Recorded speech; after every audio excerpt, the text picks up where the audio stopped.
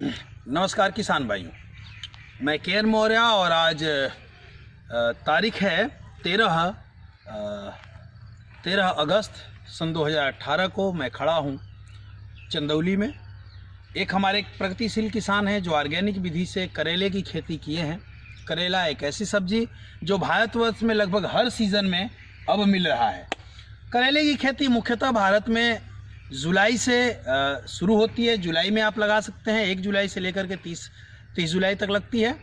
फिर उधर चले जाएँ तो अक्टूबर में और फिर फरवरी में। ये 3 समय में करेले की खेती भारतवर्ष में होती है। लेकिन ये जो प्रगतिशील किसान हैं, इनसे हम जानेंगे कि इन्होंने कैसे किया है कि आज 13 अगस्त को ही इनका करेला फल रहा है। जिस समय रेट क्या है इस समय?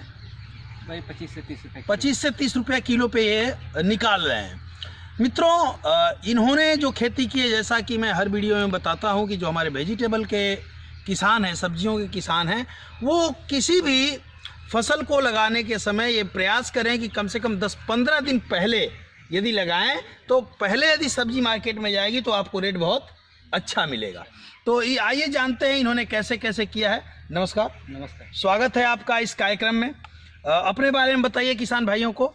मेरा नाम लक्ष्मीकांत निषाद, ग्राम रैया, पोस्ट रामगढ़, जिला चंदौली, यूपी का निवासी हूँ। ये करेला आपने कब लगाया है? ये 15 जून को लगा है। 15, देखिए मित्रों, जबकि ये लगाया जाता है जुलाई में, सही है? ये करेला लगता है जुलाई में, लेकिन आपको 15 जून में लगाया है आपने। 15 जून में जो लगाया है आपने, उस समय टेम्परेचर थोड़ा सा ज़्यादा रहता है, बहुत ज़्यादा। तो फिर कैसे बचाया है पौधों को आपने? उसको बचाने के लिए हमने स्ट्रेस आउट का इस्तेमाल किया। अच्छा, इससे क्या क्या लाभ मिलता है आपको? इससे टेम्परेचर मेंटेन होता है, जिससे पौधों का जो वाष्प अवशोषण होता है उसे रोकता है। अच्छा, ये देखिए मित्रों, ये एक सिलिका बेस्ड प्रोडक्ट है स्ट्रेस आउट। इसका काम ये है, देखिए जब भी आप करेला लगाएंगे, यदि आप जून में लगाएंगे तो जून में जब करेला लगाते हैं तो टेम्परेचर बहुत ज़्यादा रहता है, पौधे को ख़त्म होने की संभावना रहती है। स्ट्रेस आउट का प्रयोग करने से ये क्या करता है, वेदर मेंटेन करता है, तनाव में नहीं आने देता है।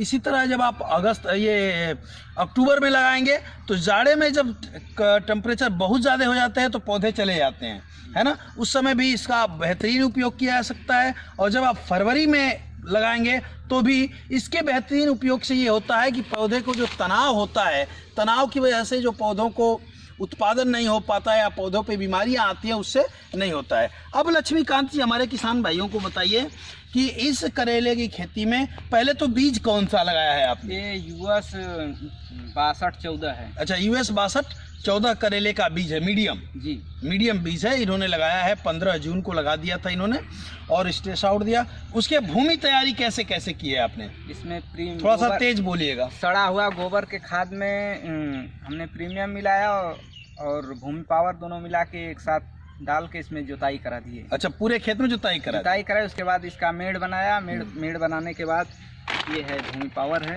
अच्छा, और ये प्रीमियम है? ये प्रीमियम है। अच्छा, प्रीमियम को एक चीज़ मैं बताऊं आपको, प्रीमियम को डालने का फ़ायदा आपके खेतों में क्या दिख रहा है? प्रीमियम डालने से इसमें बहुत ज़्यादा केचुआ और तमाम तरह की बैक्टीरिया हैं। आपको अच्छा, देखने को एक तो ये है कि मिट्टी बहुत भुरभुरी हो गई है। दूसरे किसान भाइयों, देखिए इनके खेतों में केंचुए की जो संख्या है, आप इधर देखें, पूरा केंचुओं की संख्या बहुत ज़बरदस्त है। ये देखिए, ये जैसे ये है, केंचुओं की संख्या में लगातार बहुत ज़्यादा इजाफा हुआ है इनके खेतों में। केंचुए के बारे में यदि हम आपको बताएं तो आपको जान के हैरानी होगी कि एक केंचुआ अपने जीवन में लगभग 35,000 किलोमीटर चलता है।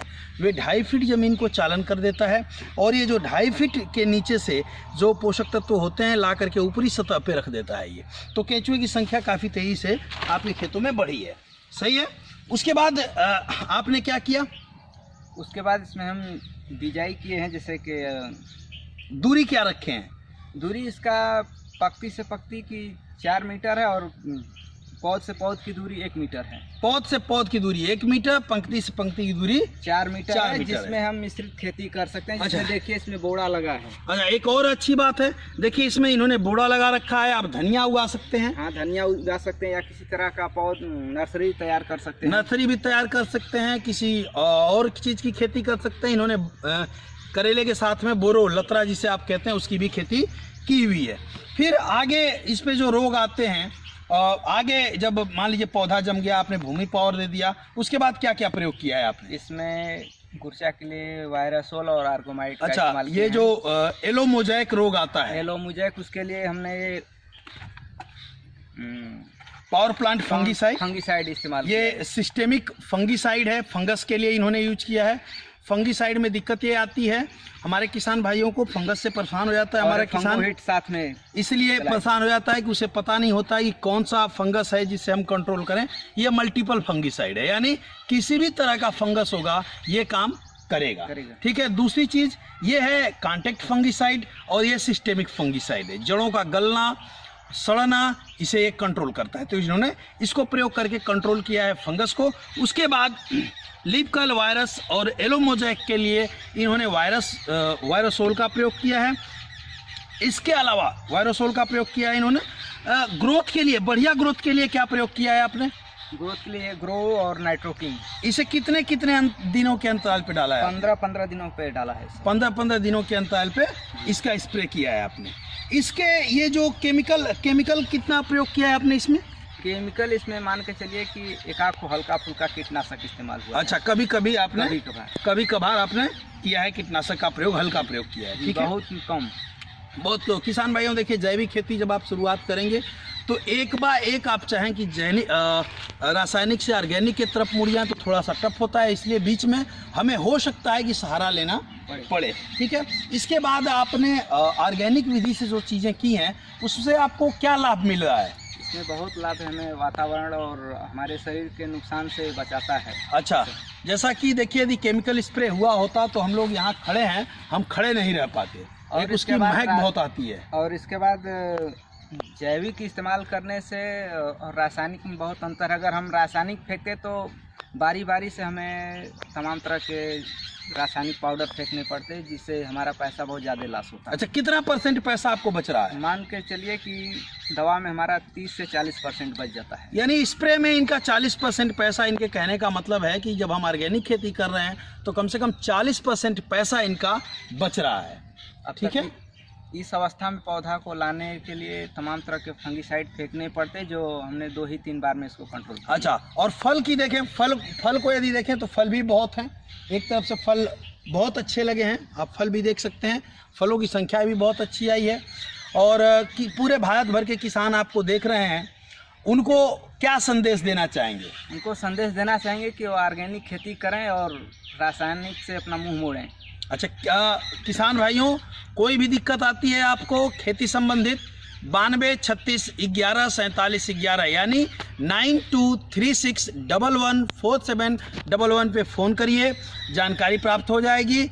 दूसरी चीज़, ये हमारा यूट्यूब चैनल है मित्रों, इसे आप सब्सक्राइब करिए, और ये कार्यक्रम कैसा लगा आपको इसके लिए कमेंट बॉक्स में कमेंट जरूर करें। आप किसी पार्टिकुलर विशेष प्लांट पे या वेजिटेबल पे वीडियो चाहते हैं, आप लिखिए, हम निश्चित रूप से वीडियो बनाएंगे। मेरे अन्नदाता साथियों, हम लोग जैसा कि आप जानते हैं जैविक खेती अभियान से जुड़ करके पूरे भारतवर्ष को केमिकल फ्री वेजिटेबल या अनाज देने का काम कर रहे हैं। आप भी इस अभियान से जुड़िए, और अधिक से अधिक अन्नदाता साथियों को ये प्रयास हो कि देखिए, कहीं ना कहीं जब हम सब्जी खाते हैं तो सब्जियों पे हाइपर केमिकल आज यूज हो रहा है। हर तीसरे दिन किसान जहर मार रहा है और उसे हम खा रहे हैं, तो वो सारा केमिकल हमारे शरीर में जा रहा है, जिससे नाना प्रकार की बीमारियां हो रही हैं। तो आइए एक संकल्प लें कि भारत को जहर मुक्त बनाएंगे, जहर मुक्त खेती करिए। एक तो लागत कम आएगी, उत्पादन ज़्यादा आएगा, और सबसे अच्छी बात मैं बताऊं, इनके पौधों को देखिए, इनके पत्तों को देखिए, पौधे और पत्ते कितने स्वस्थ हैं। आपको कोई दाग नहीं, धब्बे नहीं, कुछ नहीं दिखेंगे। ग्रोथ अच्छी है, फल फूल बढ़िया है। एक बार मैं पुनः कहता हूँ, ये हमारा YouTube चैनल है, इसे लाइक करें, शेयर करें, सब्सक्राइब करें। चीज़ें अच्छी लगे तो कमेंट करें। कुछ भी दिक्कत हो 9236114711 पे फ़ोन करके बात कर सकते हैं। बहुत बहुत धन्यवाद।